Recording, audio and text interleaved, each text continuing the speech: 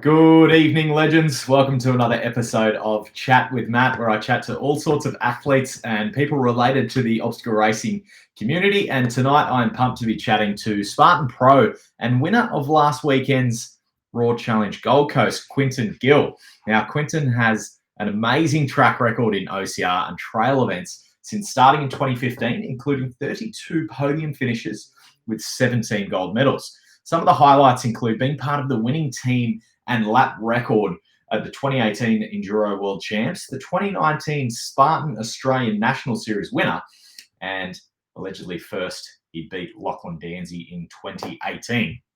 Not only is Quinton an amazing athlete, but he's also Canadian, which means he's really, really nice. So stick around for what will be a great chat. And here he is. Quinton, how are you, man? Oh, not so bad, not so bad. How's it going? It's going well. It's going well. Are we on a bit of a lag there, or is it all good? It looks pretty good from my end here. How about yours? Fantastic. No, it's good, man. All Stellar. good. So, guys, if you face, that's all that matters. Beautiful. And we decided to wear clothes for this chat, which is good. Yeah, I was upset about that, but I digress. If you are watching, guys, give us a hashtag live, just like Matty Probes has, Funzi as well, Tammy's here, and this is a live Q&A for Quinton, so you can ask him anything you like, and then he can choose whether he wants to answer. Pressure's on. No pressure.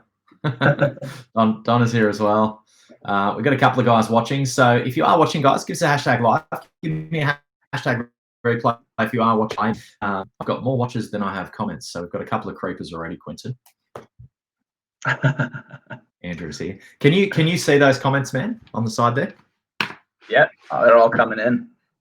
Yeah, cool. Hashtag live. Heaps of people jumping on. So hopefully a couple of boys jump on and give a little bit of banter as well. Oh yeah, we got to see Lockie and Hunt on there. If not, I'm going to be extremely disappointed. Yeah, I'm sure they'll. I wore my toque just for Lockie.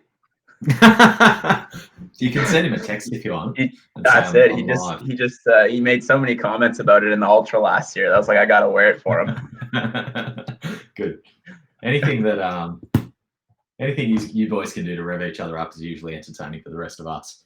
Oh yeah, I know. You should. I think some of our online Facebook messaging chats, we should share those with the public at some point to see the pre-race chats we have, because she gets lots of fun having those chats.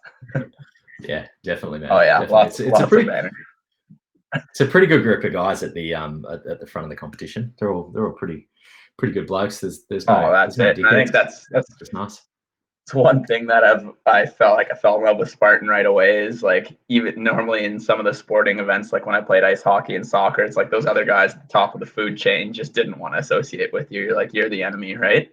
Whereas here, it's like, how can we grow off each other and how can we have a good time here, kind of thing. Yeah, 100%. It was like, coming from hockey, were they just like big alpha male meathead type guys? I'm imagining. Yeah, ice hockey was like, you didn't associate with the other team, like. Yeah. Like you would be caught dead talking to the other team, especially if you guys were competing. Yeah, we're in a sport where people help each other get out of the mud when you're competing. Yeah, that's it. Yeah, that's amazing. People are only trying to throw you in the boards in ice hockey. Right. Em's just having a conversation with someone else in the comments. And Dora's live as well. Yeah. So I think M was looking for some sleeves there or something. So if anyone knows any place to get some sleeves, give a shout out to M, because I think she's looking for some. Perfect. She was at the Spartan boot camp I ran up at Ultra Extreme, Urban Extreme. On Sunday. That course looked pretty, or that facility looked pretty cool. Yeah, man. It's the largest indoor ski and ninja facility. So they've got like these huge fucking treadmills, man, that people get on with snowboards and learn how to. Oh, really? What? Yeah, that's awesome. They weren't running when we were in there, but I'm going to get back up there and have a look. But it was a pretty cool facility, man. I think they've got 2 acres of like undercover facility. Like it was a big joint. Oh, That's Bit of holy rock climbing, moly, yeah. bouldering. Well, I just saw the videos and it looked like people were just partying over there. It's like lights going off and people falling off stuff, and holy moly, it looked like fun. No, it looks like a. Oh, here we go. M jumping in. Ski and Adventure Sports Centre. That's it. There you go. Oh, so it's primarily a ski place. I think it started as a ski place, and I think they've just kept bolting shit on. But now it's pretty cool, man. It's pretty cool. Whatever they can throw in there to get people excited. Bring the people in the door. It'd be worth you going, because you do a bit of climbing and stuff as well, don't you? I've seen you on some rocks. Man, that's the one thing. Like living out here in Blackwater has been my biggest struggle. Is like I feel like the strongest I've ever been, like with a good mix of like strength and endurance from running, was when I was running in the mornings and rock climbing every night. Like I never felt so full body, just like strong and sturdy. And unfortunately out here there's no indoor climbings, and I do some outdoor free climbing stuff, but it's 40 minutes drive, get out and back, like either way. So it's I try to get out once a week, maybe, if that. But it's definitely one thing that I'm missing. I'm actually just Googling Blackwater, so I know where the fuck you're talking about. Yeah. I don't think you can find it on the map. Oh, okay. Actually. You can. You can. It's a myth. It's up. So you're up like Rocky Way, Rockhampton, Gladstone Way. Inland, just Rocky. Inland. How the fuck did you land there? How, like, what's pulled you to Blackwater? Great story, actually. Great story. So I came down studying for a year, doing my education, teacher's education, and was going back to Canada. Had like 2 weeks left in Australia. And I was like, I'm going to go to Perth. I'm going to travel around. I'm going to see some sights, whatever. And so I headed over to Rottnest Island. Beautiful place, by the way, if anyone's ever down there. Rottnest Island. Did you get a photo with a quokka? Oh, yeah, had to. Yeah, of course. Yeah. Cute as fuck. And so I'm actually on the edge of a cliff. And because I used to do cliff diving back in the day. So anytime I see a cliff, it's like, how can I jump off this thing? And so I was standing on the edge of a cliff and I get a phone call, and I'm like, oh, okay. And I look down, they're like, oh, hello. I'm just wondering if you would like a job in Blackwater. And I just reply with, where's Blackwater? And they go, oh, it's okay. We get that a lot. And I go, I'm going to have to pause you here for a second. I'm currently on the edge of a cliff on Rottnest Island, and reception's a little poor. So I bike 20 kilometers across the island to where they have better internet reception, and I drag up all my transcripts from me and stuff, where I have literally just a phone and a sandwich on me, and that's about it. And so I get all this information off my phone and stuff, and eventually they're like, yeah, if you can get this and this and this, we'll put you in, and then we'll look at the candidates tonight and call you tomorrow. So I dug up all this stuff I could, and then the next morning they go, hey, we'd like to offer you the position. And I was like, cool. And I was like, is there any mountains around Blackwater? And they go, oh yeah, there's a tablelands. I was like, I'm in. Let's do it. Sick, man. And how have you been up there? This will be, so in December it'll be 3 years. Yeah. Wow. Yeah. So that was sort of your ticket to stick around, get to. Stay in I thought I was going home. I had a plane ticket booked for home, and I still took the plane anyways, because I go every Christmas. I go for 5 weeks during the teacher school break and see my family and stuff. But yeah, that was thought I was going home, and they at first offered me like a 3-year contract, and then they just, HR was not very. I don't think they wanted me to stay in Blackwater. Yeah, they totally messed around with me a little bit, and then ended up I'm on my second 2-year contract now. So yeah, cool. Yeah. Does that mean you're like, are you going for residency or permanent? Well, at first I wasn't, but I mean, I have enough points now. I did all the research and stuff.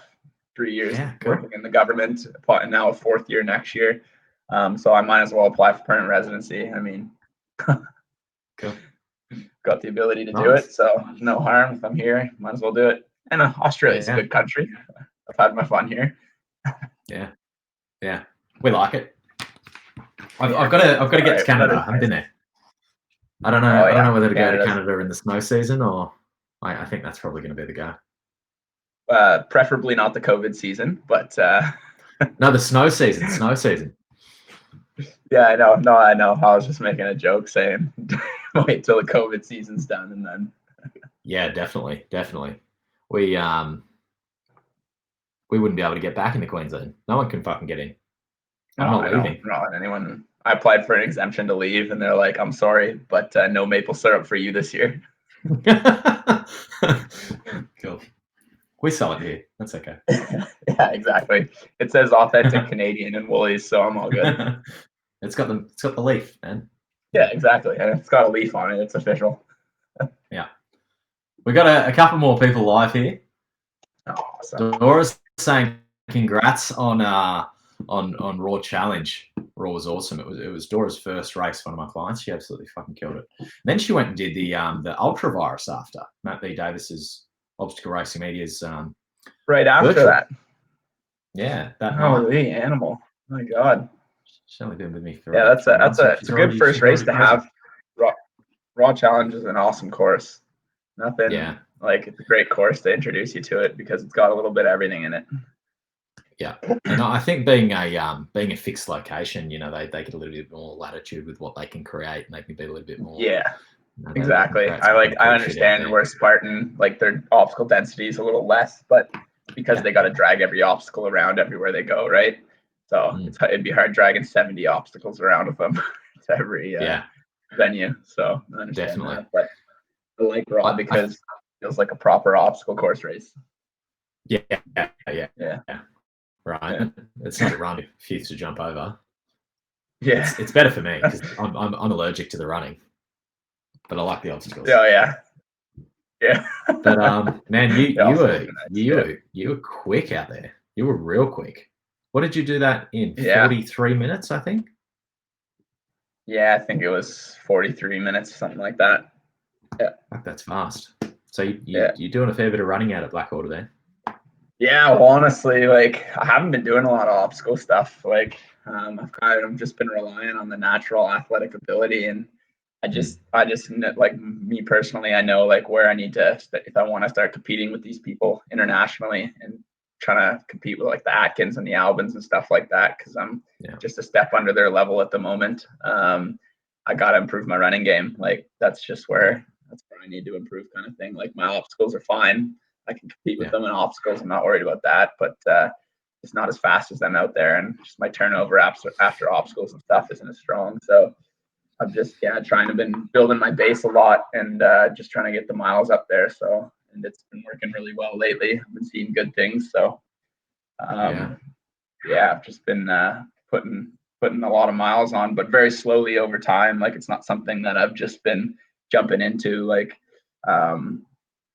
if we go back a little bit, I got really excited when I first started obstacle course racing because my athleticism pulled me in pretty well, and I was finishing top 5, top 10 in some of these races, and I'm like, oh yeah, like boom, let's throw the miles on. So I just packed miles, and then boom, big old injury. Like it took me out for a year. So this was 2015 was my first year, and then 2016 I was out the whole year with a patellofemoral knee injury. And like just because I wasn't smart about it, and I was just like, I just got to run to keep up with them, right? Just got to put on the miles. But I had no base from running. I played ice hockey and soccer and had no running base whatsoever. So body just fought back to me. And then I started this program where I was like, you know what? If I got no base, I got to start from zero. So I literally went from like 1 to 2 kilometer runs in like 2017 and added like 2 to 4 kilometers every 2 weeks. So I started from like 10 to 12 kilometers and like a week and literally just added 2 to 4 kilometers. And that's pretty much all I did for about a year. And that got me up to like 80 kilometers a week. And that was when I first came to Australia about that time. And that's when I felt like I really like was hitting my base and getting my stride again. And I was like, feel like this is going to be sustainable now. Yeah. It's something that can be a little bit hard for me to get through to people sometimes is if you do want to be competitive, especially like the longer stuff, you're looking at a year or two. If you to condition yourself and get yourself 100%. there, you can tune up for an ultra pretty quick and run it, but there's a difference between tuning up fast and getting onto a podium and being able to race for a year or being able to race for 10 years if you build it up slowly and it's sustainable. So 100%. Obviously you're looking to go as far as you can. You want to get onto the world stage with the big boys. Yeah, well, that's honestly like the direction I'm trying to push in right now. Is I'm trying to be one of the best in the world. That's the goal. Yeah, cool. And it's not something that I'm pushing on myself at all. It's something that I mean, I love doing what I do. I love to run. I love to work out. I love to challenge myself. So it's not something that I'm stressing about at all. Like I'm just doing what I do, doing what my body feels like it's capable of. And I'm just ticking away. Like I don't have any plans to do that in the next year or two. Like you said, it's not something that you can just do in 1 year and be the best in the world. Like it's not realistic at all. So it's something that like it's my 4 or 5 year plan to get there kind of thing. Like I think you're lucky in that. Gotta build up. I think you're lucky in that OCR as a sport. You've got a bit of longevity. I think it's a sport where you've got so much mental strength to compete with the big boys that guys are still peaking in their 30s and even some in their 40s. Look at fucking Dansie, dude's mental game is fucking incredible. So I think it's something that you don't have to rush. How old are you, Quinton? Out of interest? I'm 26 now. So okay. So man, you still got plenty of time. Oh yeah, and that's it. I'm not worried. I know like endurance wise, you're hitting your peak 28 to 34. It's kind of peak endurance age. So I mean, and that's what it's been my plan the whole time is to come into my peak right at that like 30 years old kind of thing. So like it's just begun. I haven't even started yet. Is there a specific race distance that you would say is your strength, or do you just sort of try and train for everything? I definitely train for everything. I've always been that kind of guy in anything I do, that it's like someone's like, I'll be really loving the sprints, and then someone's like, let's do an ultra, and I'm like, yeah, let's do an ultra. Like that sounds like fun. So we're straight for that. So I feel like everything I do, like a lot of my training is just based around do anything I can do. Someone's like, hey, let's go kayaking. Let's go kayaking. Hey, let's go on a mountain run. Let's go on a mountain run. Like whatever I can get my hands on, I do. And I feel like that's like a huge part in like the athleticism behind obstacle course racing is like being able to come into any situation and be able to like adapt to it and just complete the task kind of thing. Yeah. So have you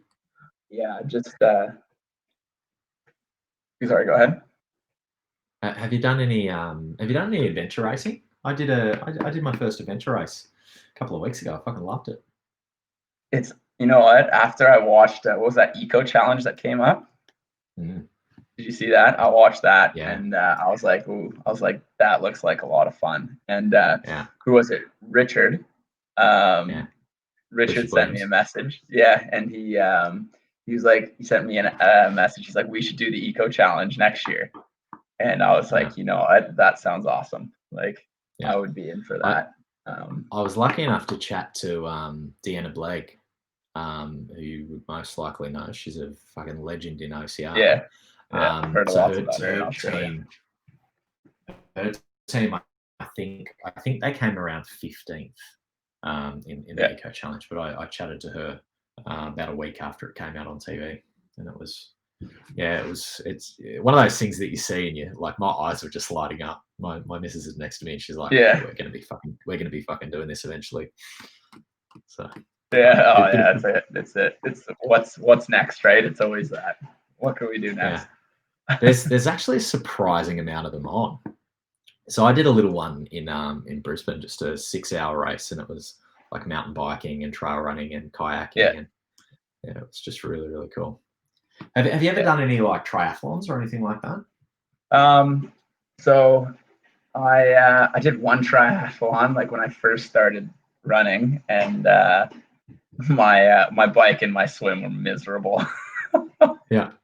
It was the funniest thing because it was like a pretty competitive triathlon too back in Canada, and people were using this triathlon to qualify for some of the bigger ones. So it was an Olympic distance triathlon. Cool. So it was the so what's that in the 750 meter swim, I think it was. Is that the 10K run? 750 meter swim, and then 40K bike and 10K run, I think it was.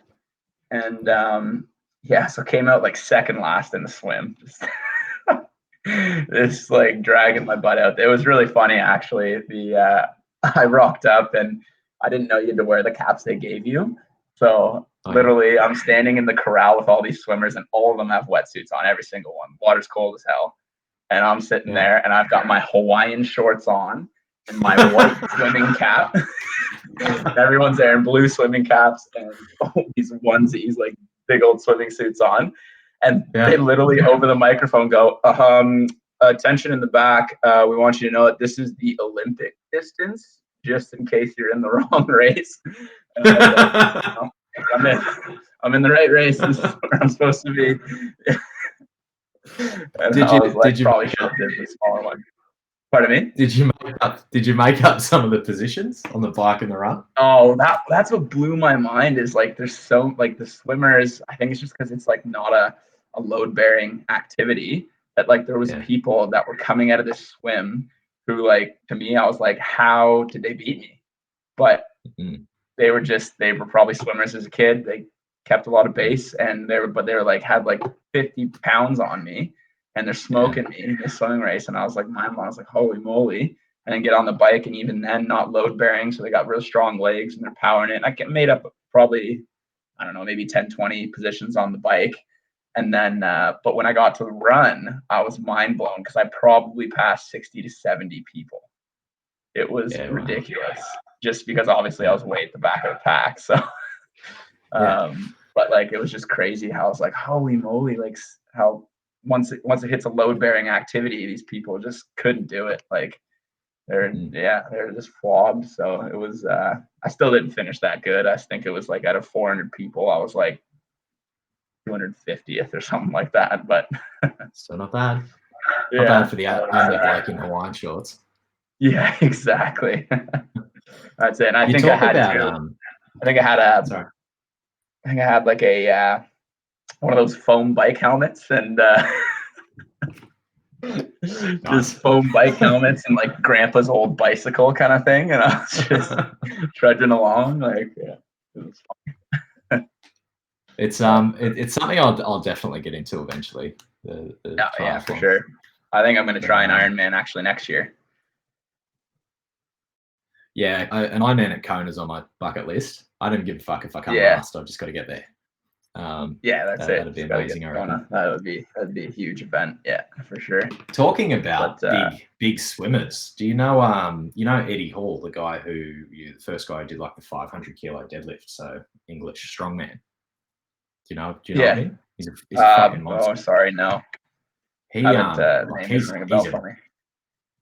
big fucking guy, like world strongest, massive, and a lot of body fat on him. You know, these big strong guys are not terribly ripped. He swims like a fucking rocket. Like he's super fucking quick. Yeah. Oh, really? And like and like super quick sprinting as well, like over a short distance, because they've just got so much power in their muscles. Yeah, well, that's the thing with power, and like obviously, like it's all about buoyancy too, right? Like the more buoyant you can be, and the more you can keep yourself on the top of the water. Like my legs just drop like rocks, and that's why like swimming's never been my strong suit. I'm getting better at it now, but my legs, I'm pretty much like walking through the water. Like my legs are just these guys bit of drag there. Stay right on the top there. So but Andy Nubs is just what's that, sorry? Oh no, I was just reading this what's Andy Nubs said. Yeah. It's just saying go to Whistler. Yeah. He was working there. That's where I want to go. But Em's also asked, let's go to the Spartan hacks, guys. Top tips. Yeah, we can get in on that.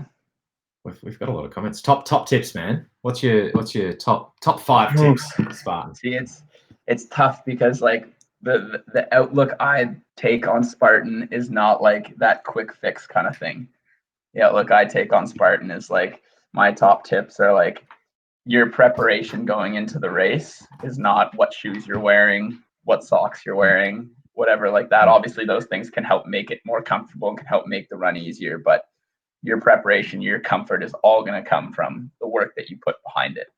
And it doesn't even have to be like, you don't have to do it every day, right? You just have to be consistent with what you're doing. And that consistency, with consistency is going to come comfort.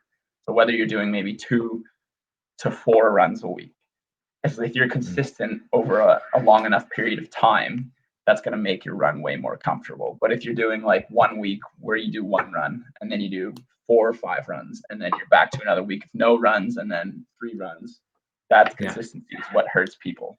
And that's where you don't become prepared for the race, because running is an exercise. What's so cool about it and why I love it is that all you need is your feet and your body. You don't need anything else.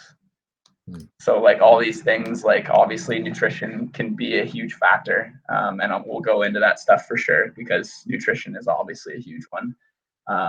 But all you need to go is a pair of like Kmart shoes, and you could go out there and win if you were good enough.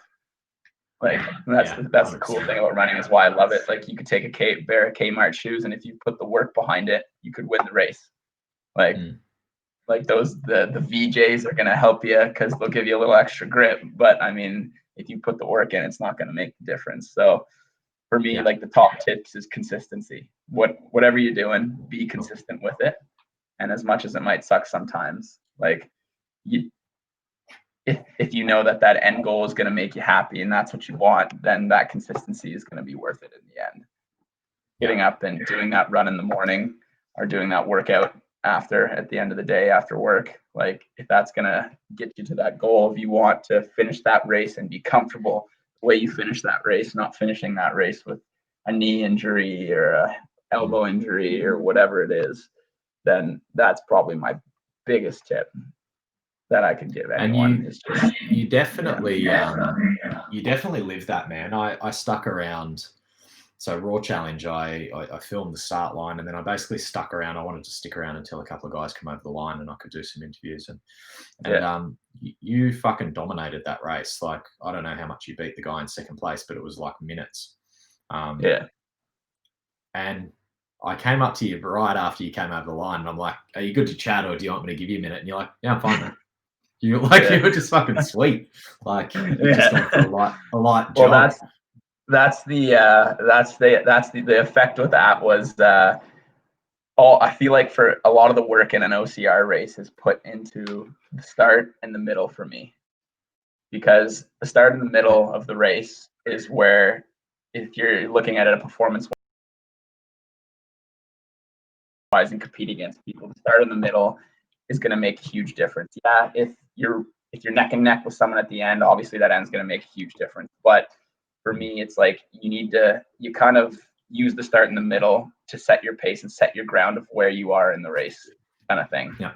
If you come out with a bad start and you put yourself way too back, well, you're screwed, kind of thing. You come out way too hard, you can screw yourself too. But if you get yourself, for example, I knew that once I hit the middle of the race and I knew I had a minute on the guy, I knew I could kind of not cruise, obviously, but I could get myself into a comfortable state, because I know now that he's hurting behind me too. I don't have to sit here and just redline it for the next 5 minutes, right? Kind of thing. So that's why when I came through, I knew I had the time, I knew I had the distance on him. So I was just staying at that 80%, that 90%, where I knew I could stay comfortable, finish the race, and not blow myself up, kind of thing. And so that's why I came through and was feeling pretty good. And do you start to get a little bit safer too? Like, do you start to take obstacles a little bit slower, so there's definitely no errors? When that pressure's off, is that a good feeling? Yeah, definitely on the end. Like, I'm very confident in obstacles, just because I do love my rock climbing. I do a lot of grip work, so I'm never really too worried with them. But definitely maybe a little bit slower coming through the obstacles, because I mean anyone can make a stupid mistake. It doesn't matter who you are, kind of thing. going a little bit too hard, you can always make that stupid mistake. So you go in with what you know, and you get through it, knowing that as long as you do what's safe, you're not gonna have to worry about falling off, kind of thing, or anything. But I mean, in raw challenge, that ladder thing almost got me. Holy moly! Is that the things on the ropes, you mean? Oh yeah, the rope ladder thing. I was It's a like, bitch of what an is going obstacle. on? I don't know if you caught my stories, but I literally just stood there like towards the end of the day and just filmed people on that, and I was doing like votes. Yeah. Are you gonna fall? Are you gonna make Yeah. it? That That's that tricky, got me man. too. It's a hard It obstacle. was fine when they were close, but when there was the one that was a little bit farther, and I was like trying to reach it with one foot, and I'm like, what's going on here? Like, holy moly. It was pretty intense, but it's unique, right? And that's the thing. Like how Spartan, it'd be pretty hard for Spartan to get in and build that.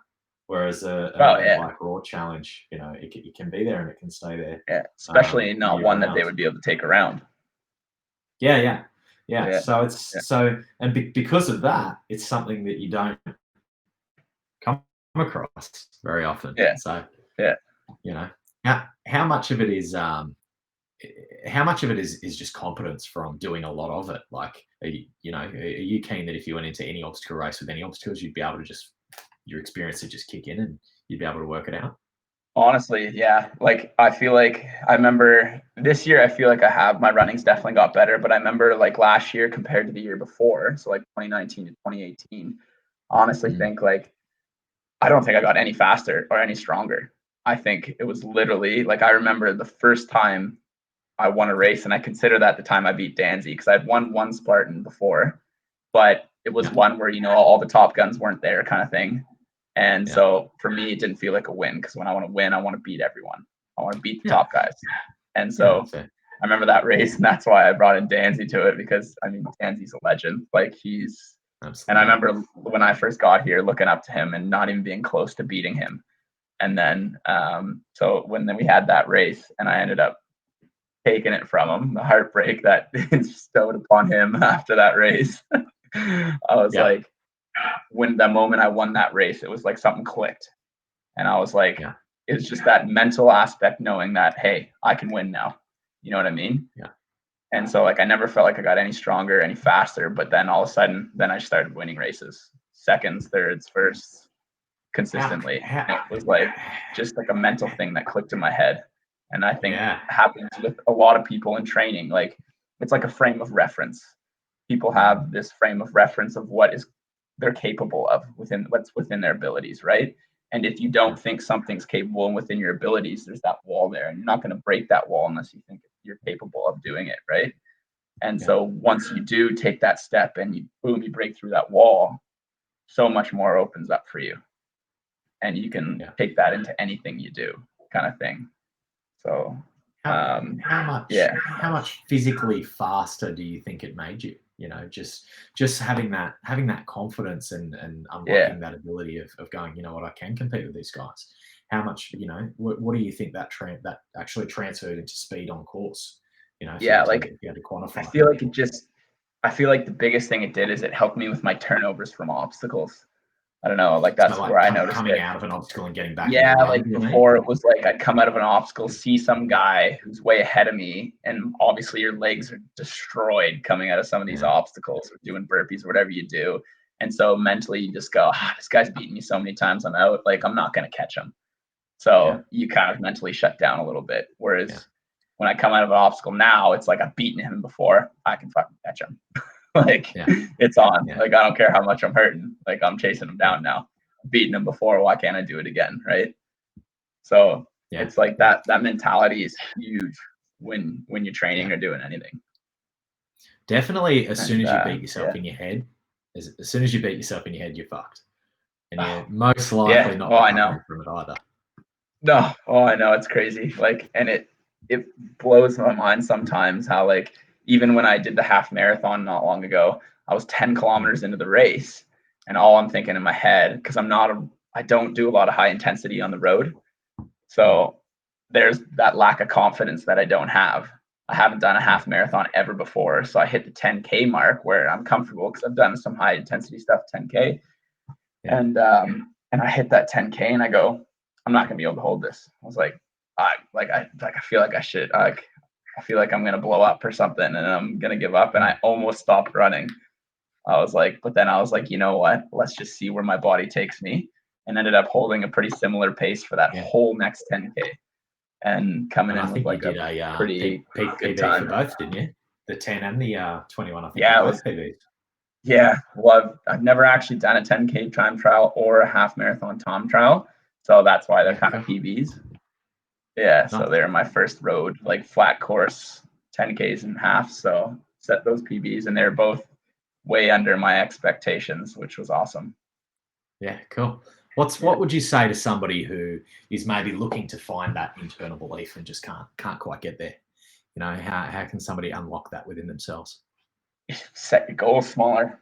That's what you got to do. Like as much as sometimes you don't want to have, you want to have those big goals, right? They're exciting. It's like, I want this big goal. It's like little goals will get you there, right? Because like I said, like we said, if you have that frame of reference where you think I could do this, if you try and put your goal way above that frame of reference, like it's not going to happen. And then you get disappointed, right? And you're like, I can't do it. Whatever. You start training less, blah, blah, blah. But if you put it just above that wall and you go, hey, you know what? I'm just gonna try and get 7th in this race rather than my last 8th place or whatever. Like, boom, you'll be in 8th and you'll be like, hey, I'm right there. There's 7th. I'm gonna get that. You know what I mean? Yeah. And It's almost and like then you get that and you go, oh my God, I'm achieving my goals, and then you feel happy, right? You get that adrenaline rush, endorphins, blah blah blah, and then your training ramps up and everything just goes way better. Yeah. It's almost like progressive overload for your mind. Yeah, 100%. Yeah, you're here and you just got to sit there and let yourself adapt. That's it. It's just like, have you heard Have you heard the concept of a stretch goal? Of what, sir? So, a stretch goal. So when you're setting goals, it has to like just stretch you. But if any goal becomes out of reach, you'll just completely shut down on it. So like if you've set yourself, like I haven't heard that concept, but I mean that makes complete sense.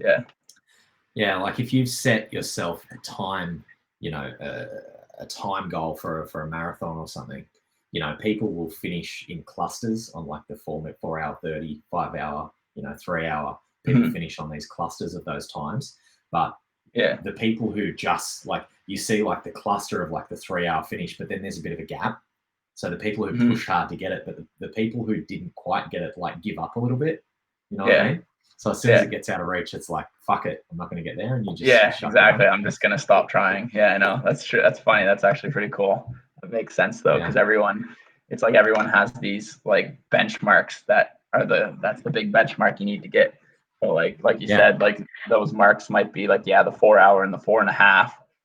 And so everyone wants to get to that 4. And if they know they're not getting that 4, they just completely slow down and hit that 4.5. Yeah, that makes sense. And it's like, don't do that. Just go for that 4:15, right? Like if that's still your PB and it's only 1 minute faster or whatever, like go for that PB. Like keep pushing and get that little bit higher goal than what you wanted, kind of thing. And I don't know.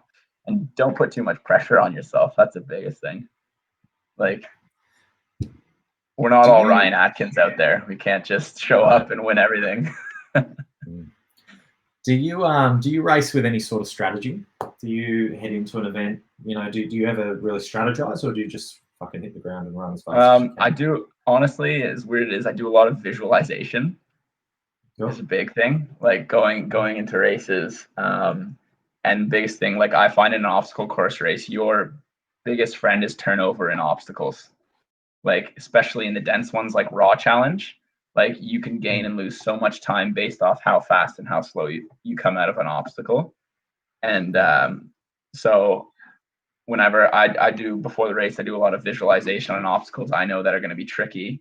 And I just get it into my head that whenever I finish that obstacle, I'm coming out fast. I'm coming out fast. I'm going to hit the floor and I'm going to come out fast.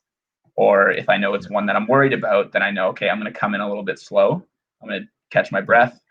All right. Get my heart rate dropped a little bit, like the spear throw in Spartan. Balance being like going into the spear throw. If you're not dropping your heart rate, I'm sorry, you're making it way harder on yourself. Yeah. So and that that risk of, I guess, slowing it down for 20 seconds before the throw is a lot quicker than 30 fucking burpees, right? Because not only when you drop your heart rate, you're recovering and you're giving your chance so that when you hit that spear throw, it's like you've had a rest. So now you're back into like you fire off kind of thing. Yeah. So like if you can take that breath, calm that heart rate down, and then make a shot and hit it, you're flying after that. Yeah. So if someone gets I get some of my I get some of my more beginner guys, like if they're worried about the balance beams or they're worried about the rings or the monkey bars, like I just say, look, as soon as you're approaching, just walk the last 10, 15 meters, just try and nasal breathe as slow as you can, get that heart rate down, get in the zone, because it's fucking way better than burpees. Yeah. Oh yeah, definitely. And especially it's one of those things. What's that? I was going to say, with one of those things, like with obstacles that you're worried about kind of thing, like, there's two ways you can train. You can train them. You can go into them and you can jack your heart rate up and do them while your heart rate's jacked so that you're comfortable doing it in a excited state. Or you can go into them and drop your heart rate, get ready for them, and take them in a more calmer state. And honestly, training both is the best way to go. So like sometimes like you go into sometimes in your training, do it, jack your heart rate way up, and then try and do them because you want to be comfortable. In a race, if you are trying to perform and run faster, your heart rate is going to be back no matter what. So you want to be comfortable in that state. But you don't always want to do that because you also want to have that sense of ability and control to drop the heart rate, come into the obstacle, and perform it with success at the same time. You want to know what that's like as well. So having both of those sides of it is good to throw into your training to make sure you're ready for it. Yeah. Do you have like a go-to breathing ritual or anything that you would use to slow that heart rate down? Oh, no, I definitely just nice big rest, but more of just calming myself. Like I almost take myself out of race mode, if that makes any sense. Yeah. Like I come to the obstacle and I just go, okay, time to rest. And I walk up to it and I just kind of almost pretend like I'm not racing anymore. Like that'll be my technique, because if I'm getting nervous and I'm watching the guy beside me, that's when my heart rate still stays jacked. I'm still excited and I get too worried. So I kind of just walk in, pretend like I'm done my race. Yeah. And then I just take a few deep breaths, just walk over, grab the spear as if I'm just doing like a warm up in my backyard or like a practice in my backyard kind of thing. Take a deep breath and just follow through on it and then hit the hay. It's a difficult thing to be able to, it's a difficult thing to be able to perform under pressure like that. Have you always had that, or is it something that you've had to cultivate? No, definitely something I had to cultivate because knock on wood, I'm gonna say it, but I think I've only missed when I first started Spartan, I was missing every second one. Like I was just 50-50. And like spears or just spears. Like I said, I've always been pretty competent with most obstacles. Like I might make a stupid mistake and miss a bell or something the odd time. So I haven't really had much failure on obstacles. It's just I think just from my athletic background kind of thing in lots of different sports. But spear throw is one I'm always still worried about. Like it doesn't matter who you are. But I think with that technique, once I started doing that, like knock on wood, I've probably only missed one or two in the last 2 years ish. Yeah. Kind of thing. And I think it's just because I just shut myself out of race mode and just do it as if I'm training, not stress or look at the person beside me kind of thing. Don't worry about how long it's taking me to do it, and just kind of follow through and look at that. Do you have a spear? Do you have a spear that you just throw around? Yeah, so I have one in the back, and it's like I think that's why I take myself, because I'll go in the back and I'll hit 20 for 20. Yeah, right. Like I'll go in the back and I'll just stand there and I'll just like literally just 20 like in a row, and I'll just hit the hay bale every single time. And so I think that's why when I get into the race, I just kind of shut myself out of race mode, because I know when I'm not in race mode, that I'm so consistent. There's no stress. There's nothing going on. So I'm just sitting in the back flogging them. And obviously that's going to help in any situation, because I just, after my runs, I just go back there and I just toss it in a bunch kind of thing, and just get used to that exact rhythm that I'm going to want in the spear throw in the race kind of thing. But Yeah, no, that's about it. I think that'd be my biggest tip is just take yourself out of race mode. Don't worry about it, and go in there and just slow the heart rate down and give her a toss. Yeah. Well, that's LeBron, man, just sitting at home, fucking shooting 1,000 baskets in a row. You know, it's just That's it. Just that muscle memory, just that That's get it all until it you is. can do it in your sleep. Creating a habit Get it out of until you something, dream right? about it. Yeah. Yeah, exactly. The more you habitualize something in your head. Yeah. 100%. Dora's saying started at the tender age of 50 doing age cat trifecta in November. So awesome. Donna's is laughing about foam bike helmet. I thought we should go through some of these comments because I just realized how old that comment is. Gary's here. Yeah. Tim, I'm going to come back to your question in one sec. I just want to make sure I haven't missed too much. No, actually, look, we'll go into Tim's comment. Cool.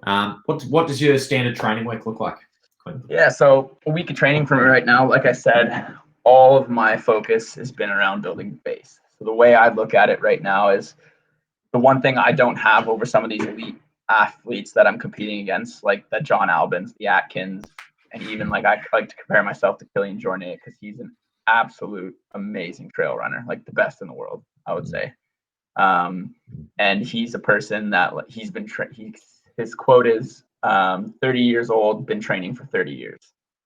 And so to compare myself to these guys, I go, I don't have the base that they've been gifted with. Like all these guys have come from an elite background. They were in some sport, they had an elite background, so they've been training elite since they were young. And I just don't have that base. I was playing sports and stuff, but it's different. I don't have that running base. So everything I'm doing right now is I'm just trying to play catch up on that base, because if you don't have a strong foundation, it doesn't care what kind of special workouts you do on top of that, you're not going to get there. You got to have that strong foundation that so you finish a run injury free, you finish it and recover really quick.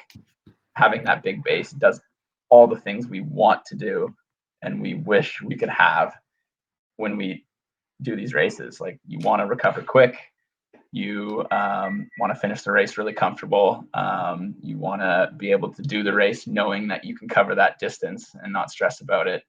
And having that base allows you to do everything like that. Prevents injury, et cetera, et cetera. So right now, a typical week for me, like I said, is I've just been building base. So every week I'm trying to add a couple kilometers, and whether that's every week or every second week. So essentially I started in January at about 40 kilometers a week. So every year I reset back down. I go back down, I let my body heal a little bit, and I go back down to about 40 to 50 kilometers a week. How long? And I start from there. So I do. So you just sort of accumulate and then you just let it go. So essentially what I've been doing is I've not only been using a micro, but a macro cycle and a large macro cycle in the way that every year when I do that reset and I come back to a lower weekly mileage, every year it's a little bit higher. So 3 years ago when I came back, I reset to like 20 to 30 the first year I ever did it. Whatever, 2019, I reset to like 30 to 40. And then this year I reset about to 40 to 50, just because my base has been growing. And I know that I can go back and reset at that kind of mileage. And then every week or two, I add 4 kilometers-ish, 2 to 4 kilometers every week. And I'm just slowly building. So now I'm at about 80 to 90 kilometers a week at the moment. And so how that looks in my week is I do it by percentages. So I base my week around two runs that build up the most of my percentage. So I have a Wednesday long run and I have a Sunday or a weekend, sometimes Saturday, just depends on what I'm doing. And those will be a 25% or a 30% of my weekly mileage runs. And so those are what my week is around. And those are the ones where I'm focusing a little bit on my tempo, a little bit on my pace. And then the rest of my runs are really like an active recovery. I do about 10 to 15% of my weekly mileage in those rest of the runs. Tuesday is where I do a kind of a higher intensity. I might go to the track. I might do some 1 kilometer intervals, because my Monday is always my rest day. Monday's always rest. Don't do anything, like absolutely anything on a Monday. Don't go to the gym. Cool. Don't do anything. I go to school. I set myself up for the week, whatever I need to do. My Monday is like my reset day. Just get myself ready for the week coming up. Because Sunday and Saturday are pretty big days. So I take that Monday to just let my body reset. And then Tuesday, I'll get into a little higher intensity, just get the legs firing again. And then, Wednesday is my first long run. So tomorrow morning, I'll go out for my long run. At the moment, it's about 20 to 25 kilometers based off my mileage. And then Thursday will be 10%. Friday will be 10%. And then Saturday, Sunday, I'll hit that 15 and 30% of my mileage kind of thing. And then I try to do, just depends, about three to four gym sessions every week. Yeah. I'll always get 2. I don't think I've had a week where I haven't had 2 in a long time. But if I'm having a really good week, I'll have 4 kind of thing. Cool. And what's a typical gym session?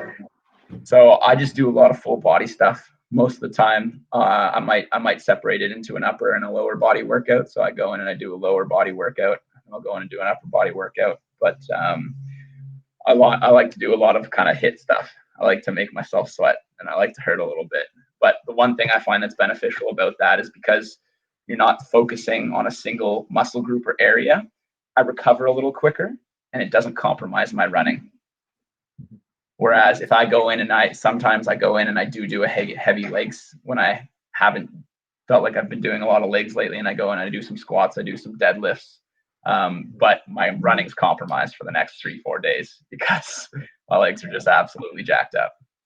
So I find with that HIIT workout where you're targeting all these different muscle groups, where I might only do one exercise with lats and shoulders, one exercise with quads, one exercise with hamstrings, etc. I have a lot better recovery from those, and I can go into my run the next day and still crush a good run.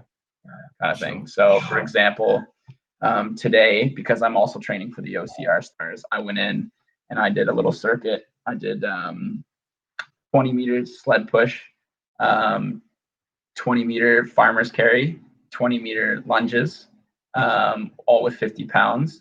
And then I did max toe to bar, 10 burpee pull-ups, and then 30 burpees to finish that off. And I did that 3 times.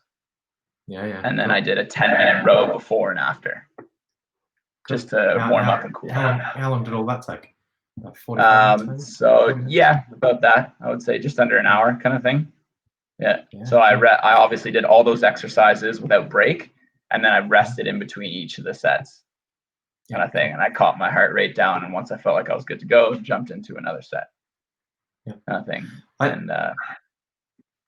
I like so I sort of do something similar. Like if I know I'm at a pretty good strength level, I'll start hitting your sort of F45 full body style stuff, because I sort of know I'm at a good level, and you're just sort of maintaining, just keeping yourself there. Would you say if somebody's a complete beginner, is that the best way to tune up? I think it can be. Like I said, any workout is as hard as you make it, and it's all about the volume and intensity that you're putting into it. So you could go and do your own HIIT workout, but you might not do 3 to 5 sets. Maybe you do 2 sets to start, and you do it with weights you're comfortable with, and reps you're comfortable with, that aren't going to blow you up and leave you fried the next day kind of thing. So you can definitely do high intensity stuff. It's just the way you program it is going to make all the difference kind of thing. I was listening to a podcast. It was a Joe Rogan podcast with the coach. Good old Joe. A little bit of it. Yeah, good old Joe. But he was talking about, like, a guy was saying, if you go in and do, if you can do 10 pull-ups max, and you go and train 10 pull-ups, but it takes you, 3 days to recover from your 10 pull-ups, you're better off training 5 pull-ups every single day. But then you have you're not sore, and you can do that 5 pull-ups the next day, and 5 pull-ups the next day, and 5 pull-ups the next day. And by Thursday, if you've trained Monday and you were super sore and you couldn't train pull-ups again until Thursday, you've actually done twice the volume by training half daily. You know what I mean? But Yeah, you're taking the recovery time out of it, which means ultimately you can 100%. just get more volume. Yeah, that's it. And it's like recovery is huge. The quicker you can recover from anything, the better. But I go by the philosophy, like the harder I train, the harder I recover. So if I train really hard, I know I flogged myself. Well, I know I got to recover hard, which means drinking lots of water, making sure I'm trying to sleep 10 hours, which doesn't always happen. Not everyone can do, but I'm lucky enough that I just got myself down here, so I don't have to worry about family and kids and stuff like that or too much, so I can get my 10 hours when I need to. But yeah, like when I train hard, it's recover harder, because if you don't recover properly, doesn't matter what workout you do, you could leave yourself compromised for the next workout, even if it's an easy one. You sleep 4 hours and then don't drink any water and not eat any proteins or anything like that, then you could go into your next workout and have a shitty workout, even though your body didn't feel like it was that beat down from it, kind of thing. So obviously, the tougher your workout, harder you got to recover from it. But no, I like that 5-5-5 rather than one big workout and then a long time to recover. That's kind of the method I do with like my running, is rather than just doing those big runs, I try to just like break it up. And I believe that even though it's hard to run every day of the week, it benefits you. For like you said, it would benefit you if you do, let's say your goal is to do 10 kilometers in the week. We'll keep it simple and easy. Goal is to do 10 kilometers in the week.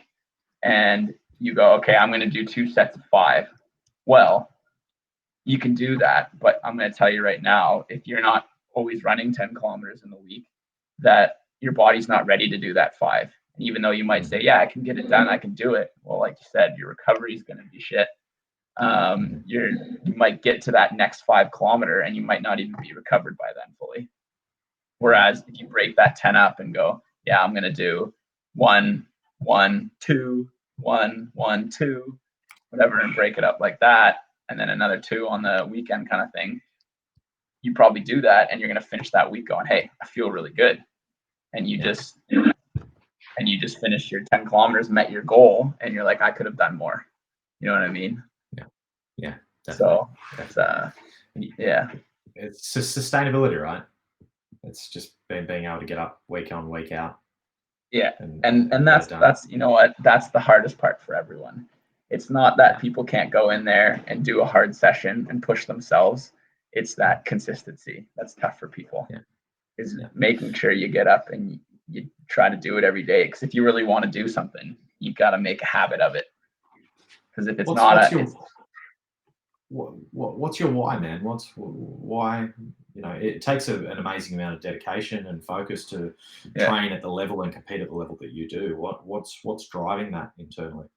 Oh, honestly, fell in love with ops. I always knew I wanted to be an athlete. It was something I kind of chased my whole life. Like I thought it was ice hockey at first, but other things got in the way. And then I did the Spartan race, and I was like, holy shit, that was fun. I was like, wow. I was like, I like that. And I just felt like for me, I suited it really well. Like I could just tell right away from doing it. I was like, this is something that I suit really well. And also I just realized after, because at first it was more training. It was like, I want to be good. But after a while, and like I said, this is not something that happens. And I didn't love running right away either. It wasn't something that I just came into and was like, yeah, running's awesome. Sweet. I love it. I'm going to do it every day. Like I struggled for like the first year or 2 to get myself out of bed, to go on these runs. Like I was just like anyone else. I was like, I'm not going to do that today. And, but then eventually it just became a habit, like brushing my teeth. It's like, if you're like, now I'm not to a point, like if I wake up in the morning and I don't run, I go, ooh, am I going to get cavities? like that's how I feel now. Like, just like, like it just becomes a habit. And so I've habitualized it. I've built it into my life now. And it's like, I can't not run anymore. And that's what makes it easy now. And it's like, if you want to get to that point, it's not easy. It's not something that you can just gonna build. People say build a habit in 10 weeks. Do something for 10 weeks, build a habit. I go, bullshit. I think I've heard like conflicting reports on that, but what I've come to the conclusion of or the best argument I've heard for it is if you want to create a habit, it's the repetitions of that action. So if it's Yeah. something that you're going to do once a month, it might take you years to create the habit. But if it's something you're Yeah, doing of course. multiple times a day, you might have a habit in a couple of weeks. Exactly. Yeah, 100%. I completely agree with that. But yeah, that's pretty cool.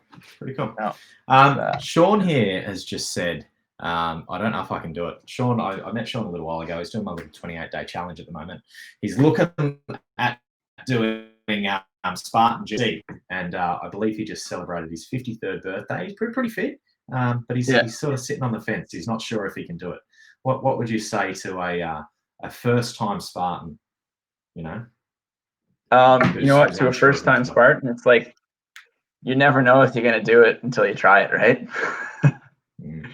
Like, it's one of those things where it's like that's the mentality I take with everything is like you're not gonna know if you like something until you just go out there and try it. And you know what? You might not like it. It's not. It might happen, and I think that's the biggest thing I tell anyone is like if you really don't like doing it, don't do it. Find something else that you're gonna enjoy. You got to have that enjoyment there. You got to have that intrinsic motivation because if there's no intrinsic motivation, you're not going to get anywhere. But I think you got to taste things to get to that point, right? Of course. If you sit around thinking you're going to hate things, that's a bad thing. But if you try it, you're like, no, I fucking did hate that, and that's now you know, right? You got the proof is in the pudding. Yeah. Right. But I reckon. You said something a second ago, and a quote was just dancing on the edge of my mind, and it's just come to me. But you said it's going to be hard. You know, if you're training and you want to be an athlete, it's going to be fucking hard. I heard this quote, and I made a graphic of it ages ago, but it just resurfaced, and it basically said, along the lines of losing weight is hard, but being fat's also hard. Yeah. Being fit is hard, but being really fucking unhealthy is hard as well. So you really have to choose your hard. Like you have to choose what your battle's going to be. Well, and the thing is like I go into a race and I put my effort in. My effort isn't any harder than the person who's doing it for the first time. Yeah. They're going in and they're putting the same effort in as me, but they're just doing it for the first time, right? Yeah. So it's one of those things where we can't get caught up. We got to realize that like everyone has their limits, everyone has their hard, and it's just as much as a battle for one person as it is to the other person. Doesn't matter what fitness level you're at. And definitely. So it's going to be hard no matter who you are. We're all I've got right? I've got a challenge running at the moment, a 28-day challenge, and the guys are doing 5 minutes of burpees a day. Yeah. So how many? Five minutes daily burpees. That's it. And every single one of them, whether they're a complete beginner or a complete athlete, they're messaging me going, "This is fucked." And it's like it's number one, it's only as hard as you make it, but it's the same hard for everyone. Yeah. Whether you do fucking 10 or 100, like it's fucking hard. 5 minutes of burpees is hard. Yeah, well, that's it. Like I find it so funny. Like I've taught fitness classes and stuff before, and people come up to me and and not a lot, but like you get the odd person who comes up and goes, "Oh, I didn't find that hard." And I look at them, I go, "You just obviously weren't working hard enough." Like right. Like I tell them, I go, "Listen, like I could give you 100 burpees, or I could give you 10. I could tell you right now, if I did it, I could make that 10 burpees just as hard as that 100." If I pushed hard enough, kind of thing. Like it's whatever you make it, right? You can pretty much make anyone spew with burpees if you try hard enough. Oh yeah, exactly. They're a punishment for a reason. Funzi just said you ran for 24 hours straight at the beginning of the year, which is phenomenal. It was a great cause you ran for. What was the distance covered? I do remember seeing this. Were you running around an oval? I was running around Blackwater. Pretty much an oval. Yeah. Tell us a little bit about that. And this was another thing where, you know what, I didn't go in prepared because I didn't make the full 24 hours.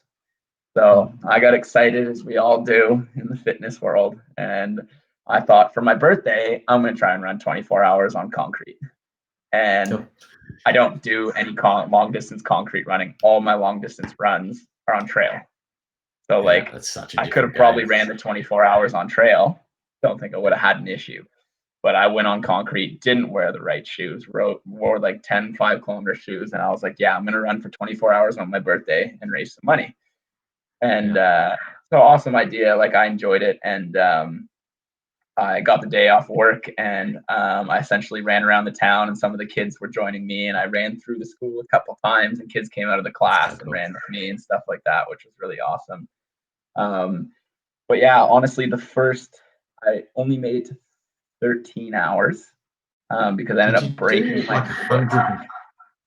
I did 100. Yeah, I did 113 is coming in my head. Yeah, so I did 113. Yeah. And I did it in 11 hours. And then I walked at the end because I didn't know at the time, but I ended up fracturing my foot. Fuck. So starting of maybe about my first marathon in, it was weird because I was feeling so good that whole day. I was flying. I was putting down 4:30 to 5-minute kilometers still at 80K. And I don't know. Yeah, I was like, I don't know what it was that day, but I was just feeling real good and I was moving. But at about that 80K kilometers, something came in my foot. And I was like, oh, maybe it's just like some plantar fasciitis, whatever. Like I can work through that stuff, roll it out, blah, blah, it's like blah. every runner's worst nightmare. And you're like, it's just there. But I was like, I can work through that. And I kept going and it started getting worse and worse. And I was like, oh, shit. I was like, what's going on here? And it was good. I was doing 8-kilometer loops, and I was doing the 8 kilometers in about 39, 40 minutes. And then I was taking good rests in between each loop. I was taking about 10 minutes. I just walk in, go to the washroom, eat some food, chill out, like wait till I was like, oh, I feel recovered now. And then I'd go and on another loop because I wasn't going for time. I was just going to try and complete the 24 hours and get some money and see how much distance I could cover. But I wasn't in a rush. So I got to that like 11 hours and I was like, I started noticing, I was like, at the moment my cadence or my gait changes is the moment I pull the plug because that's when I know other things are going to happen. So I was running fine on the injury. I was still able to keep my cadence for a while and keep my gait proper. But then all of a sudden I was limping and I had to limp. There's nothing I could do. And that's when I was like, the lady who was helping me, I was like, I gotta call her here. I was like, only bad things are gonna happen, and then finished it and still felt fine. Like I wasn't even aerobically tired whatsoever because I had my heart rate monitor on the whole time, and I have a really low heart rate. So for anyone listening to this, don't compare it to yourself at all. But I was keeping myself under about 116, 115 the whole time. Doing that. Or I'd say under 120. I was probably sitting at about 118, 116 or something. And what, running about 4-minute Ks? No, maybe I was 4 to 4:30 for about the first marathon. But then I stopped and then I was about 4:30 between 5:30 kilometers for that, like the last bit of it kind of thing. Probably a couple sixes thrown in there somewhere. But that's the thing. I have a fucked up heart rate. Like my max is like 165 or something. Like I can't. What do you walk around at resting? What's your resting? Resting heart rate? I'm probably nothing crazy low. I'm probably sitting at about 52s walking around. Yeah, right. Kind of thing, something like that. If I'm sleeping, I'll probably get under that 50. Yeah. Has anyone ever told you why that's the case? Like why your heart rate's so low in your aerobic time? No, I think everyone's different. Like I did a VO2 max test with actually Chris Woolley, probably about a year back or so, and they didn't say anything about it. They're like, people's hearts are different. That's just what it is. It just happens. Everyone's max heart rates are different. There's an average. Like a lot of people like to say it's whatever 220 minus your age. But like I'm not even close to that. I must be an old fucker. 20 minus my age, I'm like 80 years old or something. Yeah. But that just tells me and I guess reaffirms what you've been saying the whole time. You've got to build that base. You got to let that body adapt, and as you're increasing the running the miles slowly, all your tendons and joints and ligaments and everything are adapting to that. And being an amazing athlete, hit the road and the wheels fell off because you weren't adapted to running Exactly. on the road. I wasn't ready for the road. I'd never ran over 20 kilometers on the road, so I wasn't ready for it. So when I got up to that 110 kilometers, my body went, all right, this is enough. Go to bed. Yeah. That's pretty good confidence though. Yeah, I was just like, oh, you know what? Like, I was feeling really good, so I was like, oh, I should be able to do it. And but yeah, it was just a different pounding on the feet, and that's all it was. It was just the pounding from the cement after a while, and I didn't have the proper shoes probably. I was just using like a 10K kind of shoe the whole time, and then I moved into my trail ultras, which was stupid because trail shoes have a harder packed sole, because the ground is softer. Whereas like a road ultra has a really soft sole on them. So like I was in my Solomon ultras and they're just hard. So I think the impact got worse than my actual road shoe. Is that do they have a hard heel on them, like just because they've got no heel drops? So for like when you're sending them downhill, is that sort of the reason for For trail shoes or just for Solomon? Just that. Did you say you're running in ultra trail shoes? I was running in Solomon ultras. Ultras. Okay. Yeah. And they just the ultra shoes just have it's like look at it. It's like less give in the shoe, so your compression is quicker. Yeah, because the ground is softer. Spring off. Yeah. Exactly. Yeah. Whereas in a road shoe, it's a little bit softer because our feet just aren't designed to run on cement and run on pavement.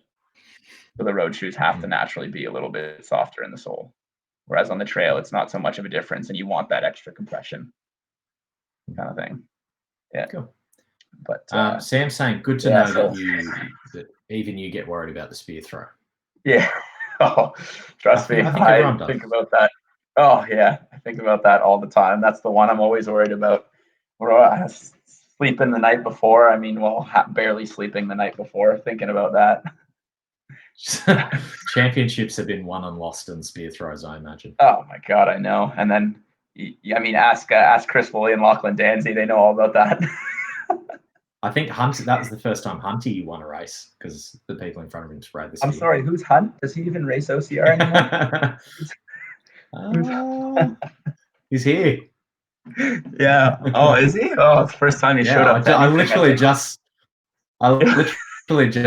scrolled down and saw his comments as we started talking. It's the first time he's ever showed up to anything, I think. Showed up late. How do you keep your nipples so smooth? Oh, well, Hunt would know. He shaves them for me. And he said, he loves that shit. Yeah. He said he was still upset about losing the drinking games against the mighty team of Hunt and Meehan after the Oberon Beast. All right, so this just goes to tell people, if you think that you can be a pro and not have to drink anymore, you're completely wrong. Yeah, that's awesome. After the Oberon Beast, when me and Hunt had some pretty upsetting performances, we went back and drowned our sorrows in a couple games of beer pong with me and one of my other buddies. And I mean, he's saying that we lost, but we all know who really won that game, Hunt.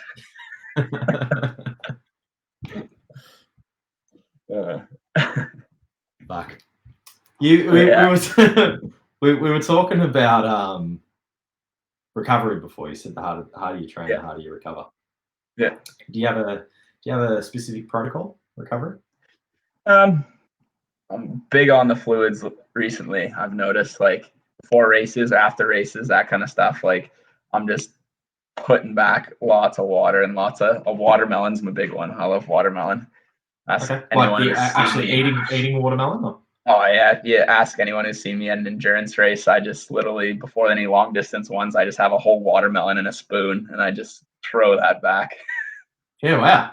It's like a Gatorade in a melon. It's amazing. Yeah. I might give that a go. I fucking love watermelon. Oh, it's honestly one of the night before any race, I eat like a half watermelon. I just find it lubes me up real nice for the next day. Excellent. So are you on a? Sorry. I was gonna say, like, my biggest recovery thing and the biggest thing I've noticed now over time is sleep is number one. Yeah. So I just did I just did a podcast with Nick Stewart. Yeah. I've been doing this series called Harder to Kill, and we Yeah. just did 2 episodes just talking about sleep. Yeah. Oh, Yeah, I've been deep in the research cave for weeks, and yeah. It's I've gone, fuck, way more important than I thought. it's one thing, like, I can actually tell my body, like, when I've not been sleeping. Like, when I'm getting lots of sleep and I'm sleeping my 10 hours, for me, if I'm getting 10 hours, which is what I aim for, like, I feel like dynamite. Like, I can just tell my runs feel good, my workouts feel good. I'm not as fatigued at the end of the day. The moment I drop, I would say below 8. So if I'm getting 7.5, 6 on 2 workouts a day and teaching all day, I get niggles in my knees, niggles in my ankles. Everything just starts riding up and coming on, like, right away. I can tell, like, almost after a week of that, like, it just hits me all hard. And so, like, sleep's been huge for me. I try to set my alarm and go to bed for 8, and between 8 and 9, and then I get up at 6 and I do my run. So that's my 10 hours there that I try to get, because it's huge. Like, human growth hormone is you only get that in your your biggest parts of your deep sleep. And human growth hormones repairs everything in your body. And what happens too is, with it, like, there's a certain window too. So from that 8 to 10 hours, why that 10 hours is so much more beneficial is there's a bigger increase in your deep sleep between those times. So whenever you're below that 8 hours, your deep sleep is very minimal, but there's a huge jump in your deep sleep if you're able to obviously sleep a full, like, time without having disrupted sleep. You get a lot more of that deep sleep jumping up to that 10 hours. And honestly, I feel like that's what I noticed the difference, kind of thing, between getting less than 8 and getting 10. You're talking 10 asleep, like not 10 hours in bed, 10 hours actually out. Like, yeah, like, I'll be anywhere from 9 to 10, I'd say. So obviously some nights I don't get that, but 9 to 10, I'll definitely get, like, out for between 9 to 10 hours. Does your sleep scale with your training? So if you have a rest week for whatever reason, or you go on holidays and your training volume's not as high, do you find you get away with less sleep? I actually, on my recovery weeks, like I said, so I do 3 weeks on and 1 week off. Not completely off. I still run, but I drop my mileage in half every about 4th week. And that I actually sleep more. I have the opportunity to, and that sets me up for my next block really well. Cool. But so I'll literally, that's obviously because I'm not running as far in the mornings, so I can sleep until 6:30, maybe 7, and still get my 4 to 5K that I'll run in the morning rather than 10. And then in the evening, I will only do maybe 2 workouts that week, 3 workouts max. So every second day, I come home right after school and I just friggin' eat my food and I go to sleep like 7 o'clock, 7:30. Like, if I can do that. So it's one of those things where it's tough. It is, sleep's a hard thing. It's a thing some people ought to struggle with, but I just go, like, you know what, like, it makes such a difference. So rather than sitting on my bum watching TV, I just go, you know what, I'm just gonna go sleep. Kind of thing. Or read a book and something, and pass out. Hunty's firing some shots. Hunt just wants to win a race for once. That's why.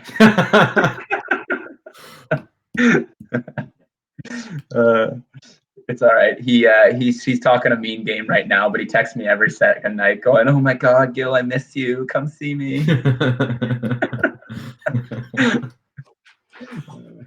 Whenever we're trying to.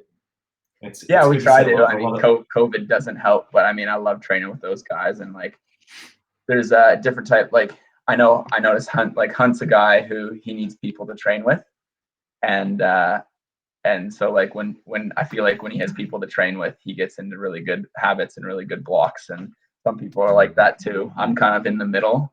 I don't, like, I'm motivated enough that I train consistently, but I feel like my training's really good when I can get some blocks with people and out running with people, I find like the quality of my training is a little bit higher.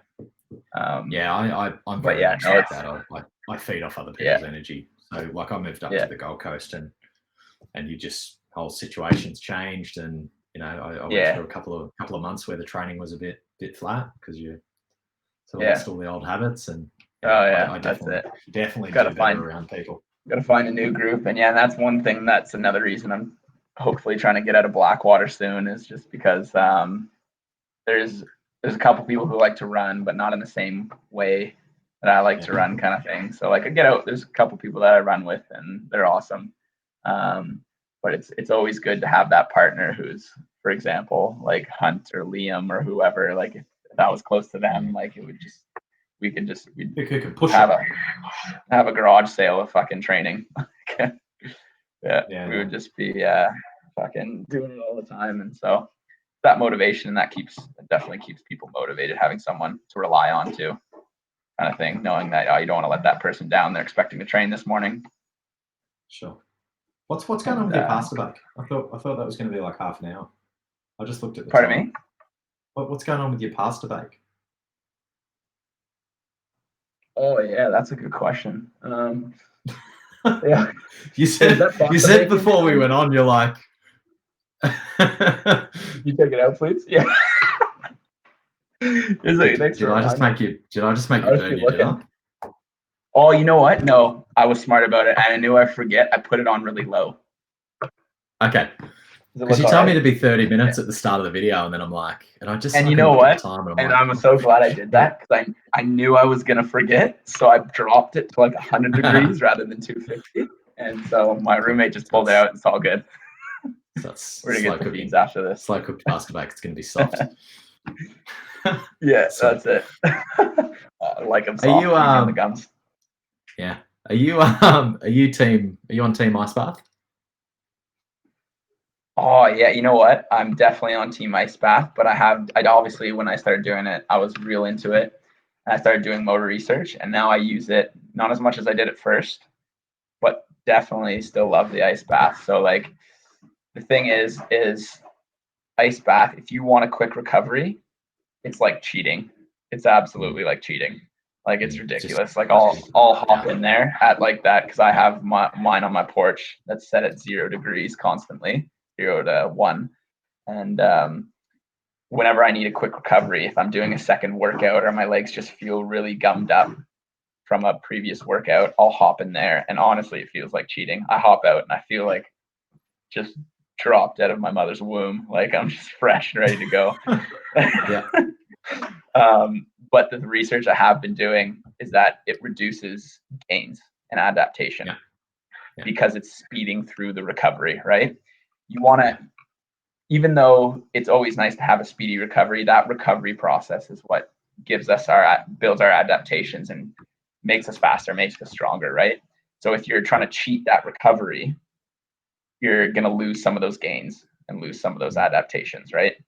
So you're not going to lose all of them, obviously, but if you were to do an ice bath every single workout, you're not going to make as many gains as you want. So now I use it whenever I know my legs feel like shit right now. I need them to feel better for my next workout. I use an ice bath, because honestly, it blows my mind how good I feel after them. I'll sit in there for about 2 to 3 minutes at like 0 degrees. And I couldn't do that at the starting. I was like 30 seconds to a minute. But now I can sit in there for 2 to 3 and I'll come out. Yeah, pretty much. Yeah, that's why I didn't need it in Canada. I just walked out the door and then it was a permanent ice bath and jumped in a snow block in the backyard. Just nude in the backyard. I'll send you a video you'll appreciate from my Instagram that I posted way back in the day. But it was like we were doing it for a joke, and essentially we have a pond in my yard, so we drilled a hole in the ice, and the video starts with just the hole in the ice. And then I just pop out and I go, "Oh, hey, how's it going? I was just catching dinner for you guys, and I got a frog in my mouth." Definitely send that.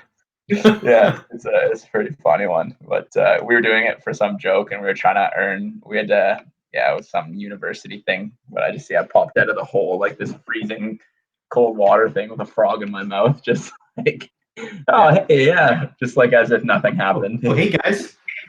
Yeah. Completely submerged under this block of ice in a pond. Yeah, it was pretty funny. I'll enjoy that. But yeah, no, there is some benefits to training in the cold in Canada for sure. I'm not an expert on it. I'm not going to pretend like I know all the scientific research behind it, but I do know that there's like some proof of evidence behind cold training and stuff like that. But yeah, no, ice baths definitely a tool I use in my toolbox for sure. But like I said, not as much just for those kind of reasons. Do you do you study much? Like, are you much of a scholar on exercise? So I studied human kinetics for 4 years. That's where my degree came from. So I know a lot of anatomy and biology kind of stuff. Cool. But I definitely, studying my teacher degree, I took a hiatus from it for a couple of years. Still stuff that really interested me. So I still did training and stuff like that. But I'm starting to get a lot back into it a lot now. The main reason is because, like I said, with the development of my hopefully athletic career, I'm trying to find a way to have more time for training. So I'm starting to investigate those ways. And so one of the ways is, I think it's not going to happen anytime soon, but I'm starting to do a lot of research now because I'm going to try and develop my own online coaching platform. Because I know that's going to be something that I'll be able to train lots and be able to do from my computer and from different locations, right? I'll do it. Because exactly. Yeah, you got it. And I started curating, and I was like, how the fuck? And I know that to compete with some of the best athletes who are currently not doing anything other than training, right? I got to get myself into that realm of being able to focus most of my time on training. So I'm looking for ways to try and get there. And so, yeah, I'm starting to do lots of research lately, listening to podcasts, listening to lots. Science of Running is a really cool podcast. If anyone out there wants, I've not heard of that one. Yeah, so podcast. So I have Castbox or whatever, but it's called The Science of Running. Phenomenal podcast. It's these two American track / cross country coaches who have like degrees in physiology and stuff, like super smart guys, and they break break running down to an absolute science. Like, it's awesome. Like, no, they won't just say, oh yeah, we're doing lactate training, do this. They'll be like, oh, we're doing lactate training because, well, actually it's not about the buildup of lactate. It's actually about the buildup of hydrogen ions in your body, and how are we going to reduce that and allow your body. Like, it's really cool. So yeah, cool. I'll get onto that. I love getting my nerd on.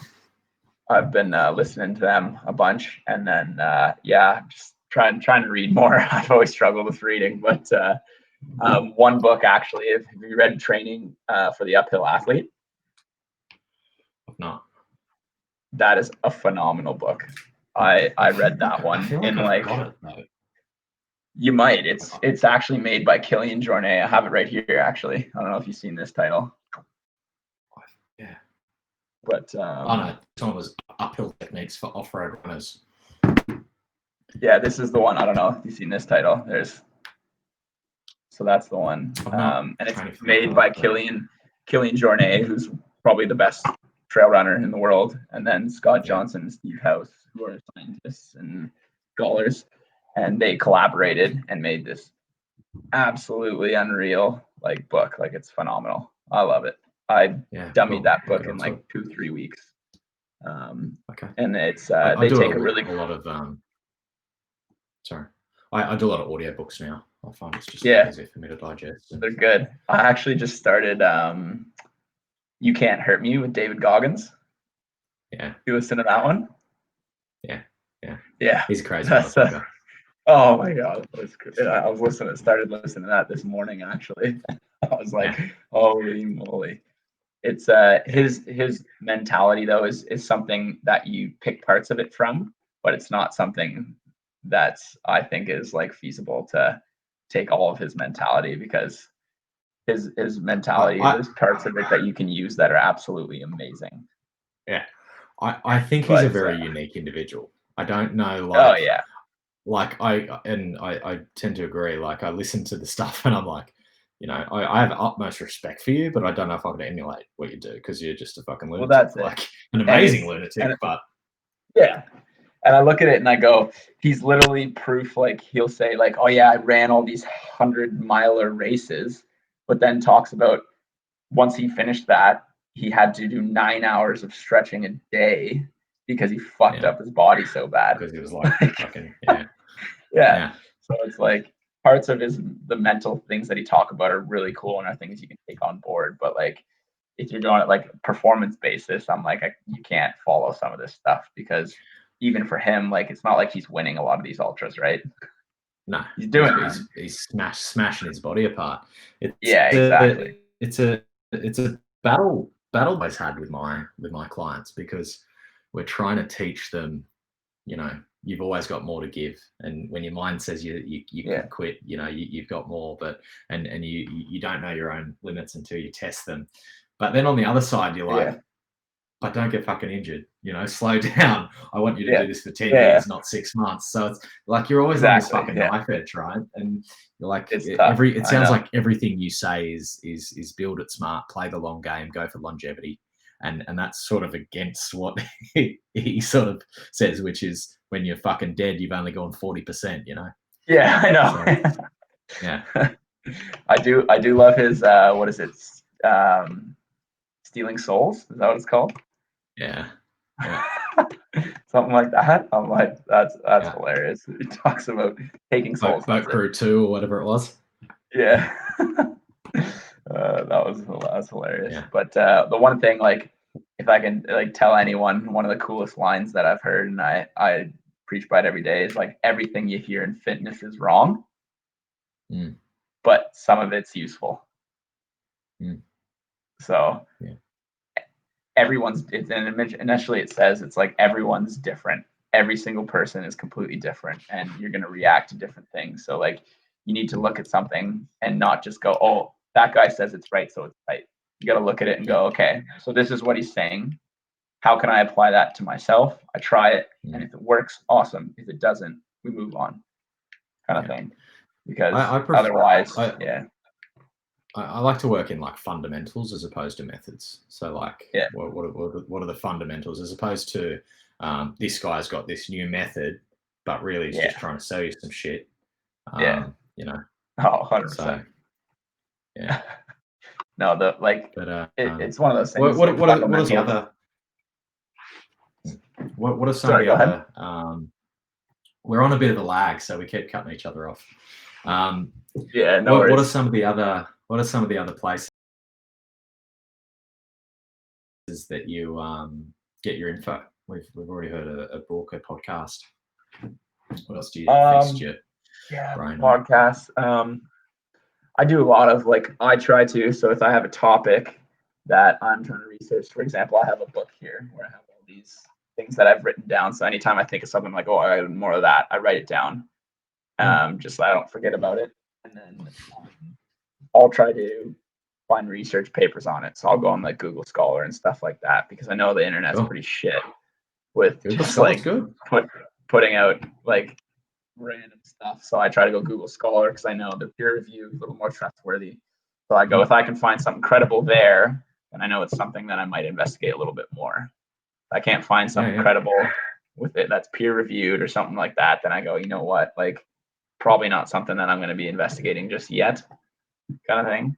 Because obviously wait until the literature catches up.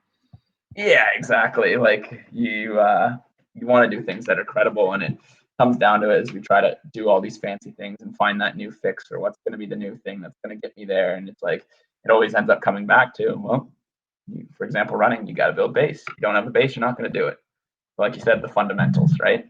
It always comes back to the fundamentals, and anything you do, it's like it's got to go back to the fundamentals and build from there. There's no skipping lines, jump into the front and trying to get there. You just gotta break it down and do it from the beginning. And that's what I noticed in like everything I research. You just gotta it's just the work, right? Who can put the most work in over time, volume. But yeah, that's other than that, resources. yeah, I cruise the internet, trying to be safe and not find too much garbage. And reading lots of books, like podcasts and stuff a lot now. And essentially just anytime I hear someone mention something in a podcast or something, and they're talking about a concept or idea and they say you got it from here, I'll go, oh, they got it from there. Let's go read that. You know what I mean? Or let's find out about that. But yeah, the big thing I've been doing lately that I find is really cool. Like I said, anytime I have an idea, I write it down now because I know I forget about that shit. I'll be like, oh, it's really cool. What is this? And so like I have this book. Whenever I'm bored, sometimes I just come over. I just go, oh, okay, like lactate threshold, and I go and I just look up lactate threshold and just find things on that and read about it. That's pretty cool. That's pretty cool. I like I like rabbit holing a bit as well. So like when you're listening to a book and they talk about another book and you're like, well, that's my next fucking book. That's like it. I've You got move on to the 10 next. or 15 books that I've already bought that I haven't read. Yeah. No, I have a couple of those books too. You said before that you weren't a huge fan of running when you started. You know, it maybe didn't come, you know, as natural as it does to you now. Yeah. If somebody's listening or watching this and they, you know, are trying to be a better runner, but it's just not coming naturally to them, what would be some advice? Like I said, the running only really came natural for me when I started being really consistent with it.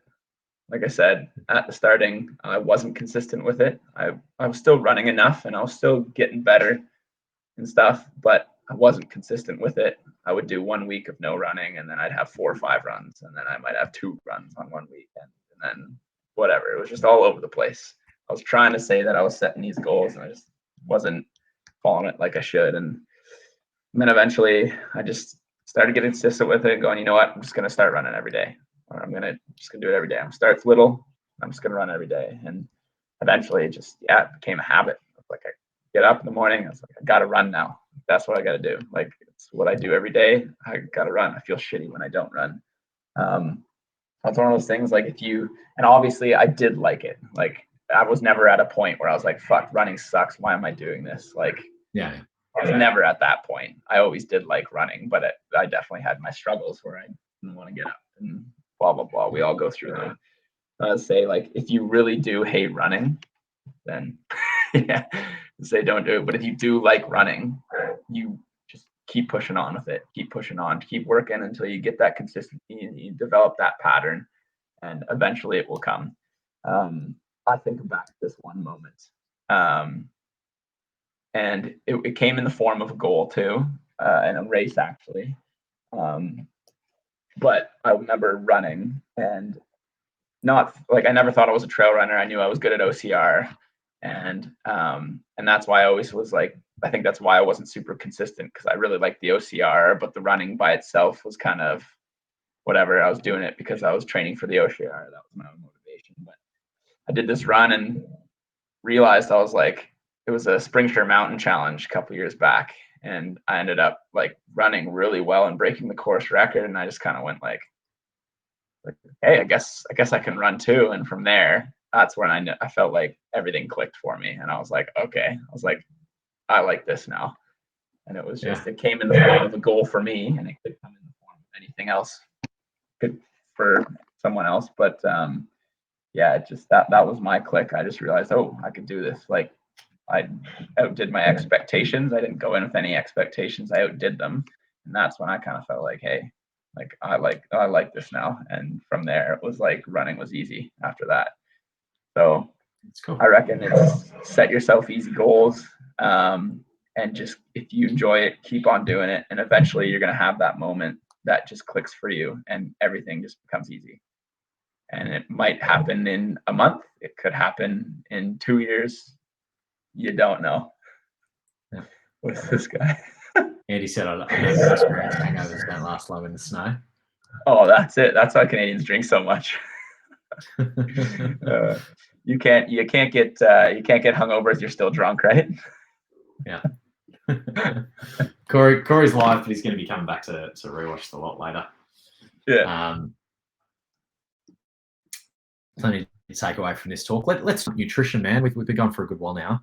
Yeah. Do you have any go-to nutrition besides a half a watermelon before an event? Yeah. Yeah, I recommend half a watermelon definitely the night before. I'm gonna do it. 100%. Nutrition. So I'm a bit of an experimenter. So I've done the lots of meat. I've done the no meat, only vegan. I've tried a lot of those things. It's come down to me that some people operate really well on vegan diets. Some people don't. We're all different. But it came down to me is the short-term and long-term effects, or the short-term and long-term negative effects only come from people on either end of that scale. How many people do you have in the middle of that scale who are eating a little bit of everything in moderation, going, I have this long-term cardiovascular disease now? It doesn't happen, right? All those are on each end of the scale. So I dwindled that down to, you know what, that's where I'm going to sit. I'm going to sit in the middle of the scale, have a little bit of meats, all right, have some vegan meals and stuff. Before my races, actually now, I don't eat meat the night before. Okay. I still get a form of protein, but I don't eat meat because there are studies that go to show that when you have meat, it actually reduces blood flow and things like that. And so for me, when I actually don't eat meat the night before, I feel a little more rejuvenated. I feel like a little more energetic the next day. So I still eat 3 meals of meat a week kind of thing. And I just, like I said, I moderate it. A little bit of carbs, a little bit of veggies, a little bit of protein, everything in my meals. I eat a lot of everything, a lot of everything. And and then, yeah, so like leading up into races, for example, I'll try and eat some veggies and some carbs the night before. I'll have meat though, leading up the nights before that. That's no issue, whatever. Have my chickens and my beefs and stuff like that. And then I eat eggs almost every morning. I don't know what it is, but I love eggs. Oh yeah. I don't know if there's any performance benefits or whatever it is, but I just love eggs.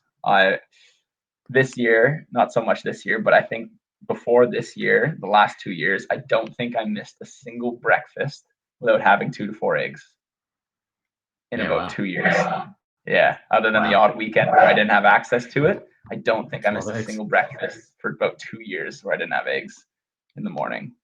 And then this year I've started having protein pancakes. Watermelon and eggs. Yeah, watermelon and eggs, that's the secret. And this year I've mixed in some protein pancakes and some oats and peanut butter and honeys in my breakfasts and stuff like that. But like literally my breakfast entail of I either have protein pancakes after my long runs. And then whenever I don't actually, if I don't run, I normally just have oats, peanut butter, and honey. And whenever I don't run, and then whenever I do my normal runs, I have my eggs, avo, and toast. Those are pretty much my 3 breakfast meals ever. Perfect. And then, and then nutrition leading into races, lots of water. I just drink so much water and watermelon going into my races. And then I'll normally have some electrolyte tablets the night before too, but if I ate a lot of watermelon, I probably won't. And then in race nutrition, the morning of, I probably only have a banana or a muffin. That's it. Raw challenge. What did I eat? Raw challenge. I had a peanut butter, I had Biscoff and a piece of bread. That was it. Raw challenge morning. During some of the bigger, longer runs, so say people who are preparing for their ultras coming up in November, I'll try and get that full meal in the morning. You're doing an ultra. You're not out there to run your fastest race. You're out there to just withstand the day. So make sure you get a full meal in you 3 hours before the race, like I'm sure lots of people have heard before. But get that full meal in you, just whatever you normally eat. Don't try and need those calories. Yeah, you need the calories in you. And during a race, for me, I do I have my I do the Enduro gels. That's the ones, because I don't stomach gels very well. But the Enduro ones I stomach really well, so I do those ones. And the green apple's the best. Oh, you haven't had the green apple Enduros? Get on them. I can't say I have. Enduros were the first gels I tried, and they're a little bit less viscous, so they're a little bit smoother. And that's, I think, why I like them. Yeah, because the viscous stuff, just, I don't know, maybe nauseous, the texture, I don't know what it is. But everyone's I different. don't punch a lot of gels anymore. I do more blocks, Yeah. but I haven't had the green apple Enduro. Yeah, that's a mint one. Yeah. Tastes like candy. Yeah. Goes down easy. But I do it about, so in my short runs, anything under an hour, don't have any gels. But that's a performance. That's only because I'm not saying if you are a first time runner, don't do that. Your body, like I've only do that because I've built and adapted my body to being able to run those hours. Every morning I go out and I do fasted runs every morning. So I eat my breakfast after my runs. I go out, I have 1 cup of water, and I don't have anything before my runs. Is that my race? Is that by design, doing those fasted runs? Is that trying to build like the glycogen, the glycogen capacity? I've done some research in that, and I've heard a lot. Like it's that fasted doesn't really do much for your metabolism. It ends up being like people say, "Oh, I'm fasting," and it's like, well, if you're like, you're gonna end up. I'm trying to come on the words here so that I don't sound like a dummy. I've heard people say, like, from a fat loss perspective, you're sort of you're not gaining anything because the it ends up being calories in versus calories out. Yeah. That's what it comes down to. Like people say, "Oh, I'm fasting, so it's going to increase my metabolism or it's going to do this." Studies have shown that that's just not true. It just ends up being is what happens is people who do fast end up eating less calories because they took out those meals in the starting of the day. That's all what it ends up being. It's kind of been myths. I mean, I'm sure there might be something in there to a lower level that benefits you, but nothing that's been concrete. It's more just been you take out those first few meals and you end up eating less calories, and so you lose a little bit of weight. Yeah. Why do you run faster out of interest? Is there a specific reason? I run fasted just because it feels way better. I just don't I just feel better, and something I've done now. So I don't like having that food in my gut. So even before my runs, like I said, unless it's an 8 hour or more, anything under 4 hours, I'll eat a banana and a muffin or something like that in the morning. That's just, and like I said, everyone's different. So some people need that full breakfast. That's just what I need. If it's over 4 hours, then I'll eat my full breakfast and I'll get all my calories and stuff like that. But I like to run on the somewhat of an empty gut and then get my nutrients as I need it in my run. Just feel a little bit lighter, feel a little bit fresh. But like I said, lots of water. So I'm pounding water before my races. I'll put two full bottles back in the morning, maybe 3 before my runs. I find like hydration is my biggest thing. If I'm not hydrated, that's when I hurt the most in the races. Like I said, and I think the reason behind that is because we store so much through the week, right? So if you eat really well leading up to your race, your body's stored the fats, it's stored the glycogen, it's got everything 100%. It needs there, right? So you don't need to cram all these calories in you if you're only doing an hour to 2 hour run. You've got all the storage and supplies that you need in there in the tank. I would think there would be a little bit of an adaptation response there too. If you're training fasted regularly, you're probably your body's going, we need to store more, we need to keep more in the battery tanks, so that the glycogen in the muscles, you're probably going to hold a little bit more glycogen. Yeah. Do you notice you get a little bit smaller after events? Do you sort of notice you puff down a little bit? I think it depends. I don't know. I think if I really dehydrate myself, of course, shrink right down. But I haven't noticed anything too significant. I normally come out a pretty decent size, but if I'm really dehydrated during a race, which happens definitely sometimes, I'll come out looking like a skeleton.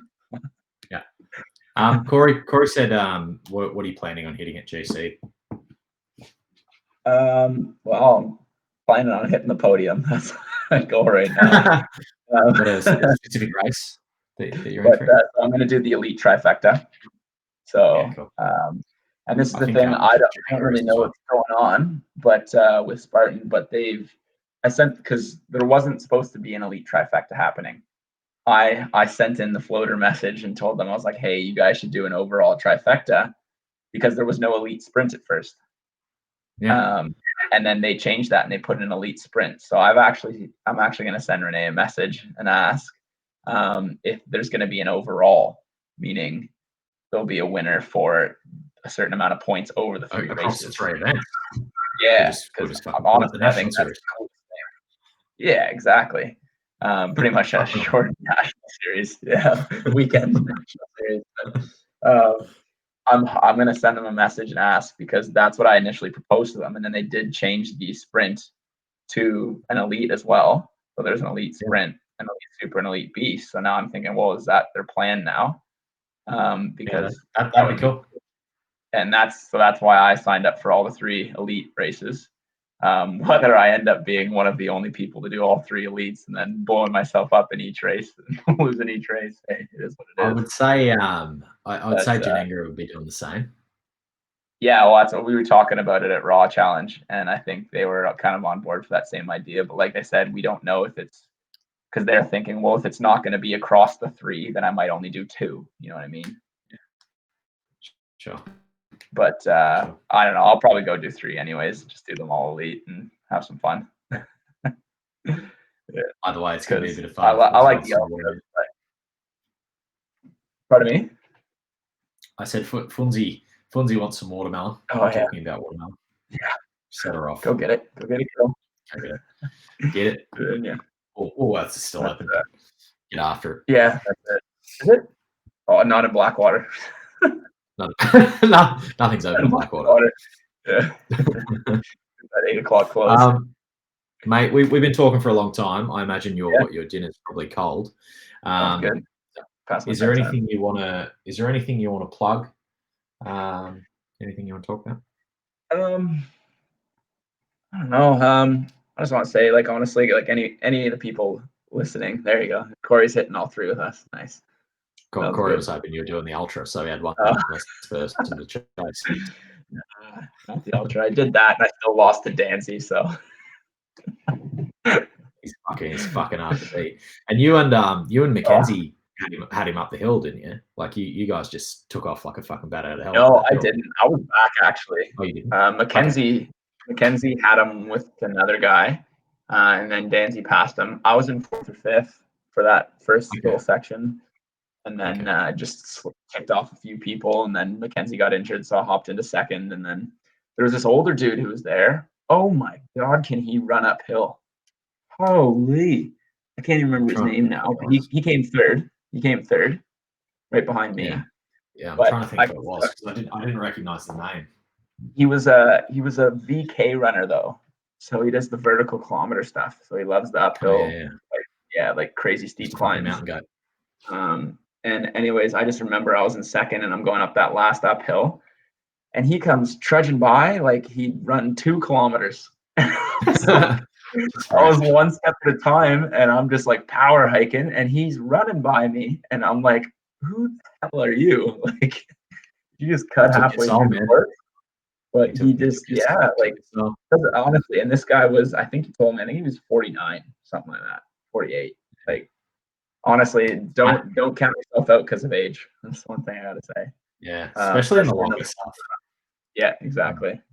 But yeah, so he made me work for it on the downhill, that's for sure. Yeah, but I've seen you run downhill though. Yeah, I gotta use it. Honestly, a lot of the boys, like Liam, like Lachlan, like even Adrian, better uphill runners than me. I'll give them uphill running any day of the week. But my strengths come in my downhill. Like, I'm confident I could compete with Atkins and Killian and stuff on the downhills. But that's why I gotta work on my uphills. If they blow me out of the water any day of the week. What's your secret to downhill running? Are you a lots of little steps or are you a big bounce? I've seen sort of both. People be fast at both. I don't know, a little bit. I think it's definitely lots of little steps. I don't commit. You never don't commit too much to each step. That's how you take the tumbles. You got to kind of 50% commit to each step and always looking for that next step kind of thing. But I think I noticed one thing about it's a lot of athleticism. It comes downhill running. It's not so much something that you're going to train your aerobic capacity to get good at. It's more of like you got to be a little bit crazy. Yeah. one thing I noticed. And yeah, just don't commit each step, because once you start committing to your steps, that's when you eat it hard.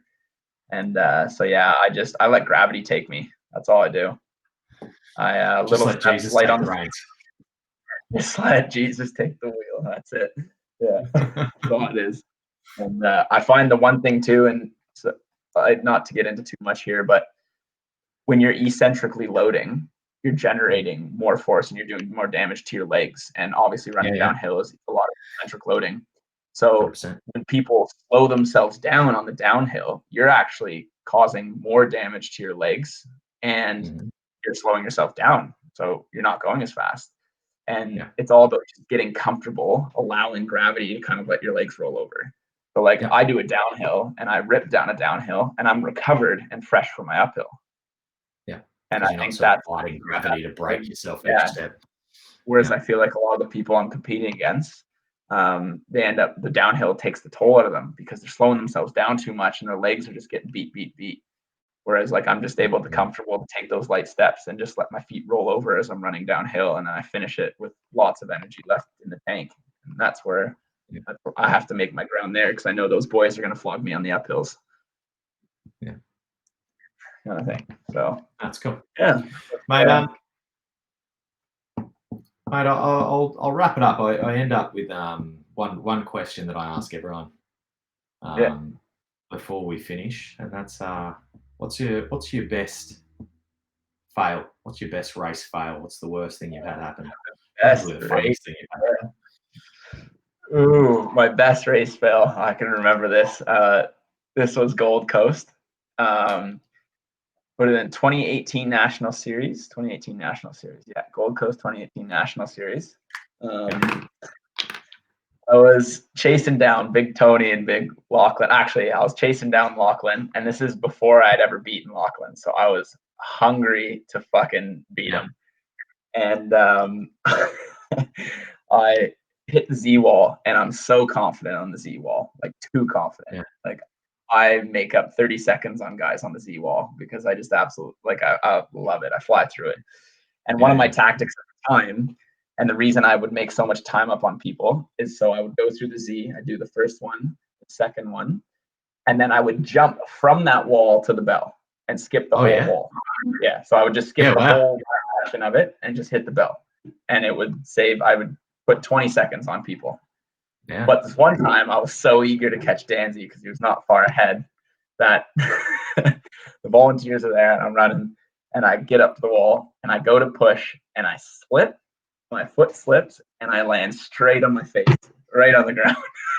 Like literally reaching for the bell. And because I slipped, I was actually like a fingertip away from the bell too, like so close, and literally just reach and just full face plant straight onto the ground. Like the volunteers are laughing at me. I'm just there, and one of them's like, "Oh my god, that was so close. I feel so bad." And I just like put my head down, and walk off to the side, and just start doing my burpees as I watch Dansie fucking run away from me. I was just and I haven't done the jump since. I don't think I've ever seen anyone do that. I reckon that'd be super impressive. Yeah, it was a Bracken Cracker special. I saw him do it and I was like, I'm gonna give it a try. And so I did it a bunch of times, and literally it's actually not hard. It's pretty easy than you would think. One of those commit fucking jump things, right? And like it's not actually a big jump. It looks like it's gonna be big, but it was super easy. And the one time my foot slipped off the knob as I went to push away and just face planted right in the hay. And yeah, that was definitely my biggest fail. Luckily it wasn't in front of everyone in the main area. Festival area. That's nice. Yeah, that's it. That's a good story. It's a good story. Yeah, I might cut that little video out. Yeah. Mate, thanks thanks for taking the time to chat to me tonight. It's been great. No problem. It was awesome. Thanks for having me on, Maddie. We're on a heap of tangents. I'll let you go. It is getting a bit late. But, 9 o'clock's past my bedtime. I'm not getting my 10 hours tonight. Still got to eat your pasta bag, mate. So dude, tune up for GC, and we'll see you on a podium there, mate. See you at the Gold Coast, man. Looking forward to it. All right, buddy. mate, and I'll let you know when this is up. What I'll do, dude, I'll end the live, and you stick around for 1 sec. Yeah. Thanks for watching, everyone. It will be on YouTube in a day or two, where you can catch all my chats with Matt, on kills, all that type of stuff. So yeah, and if you want to contact Quinton for anything, what's your IG? Gilly Goat? Instagram is the Gilly Goat, no capitals. The Gilly Goat, give him a follow. He's always doing some pretty awesome shit.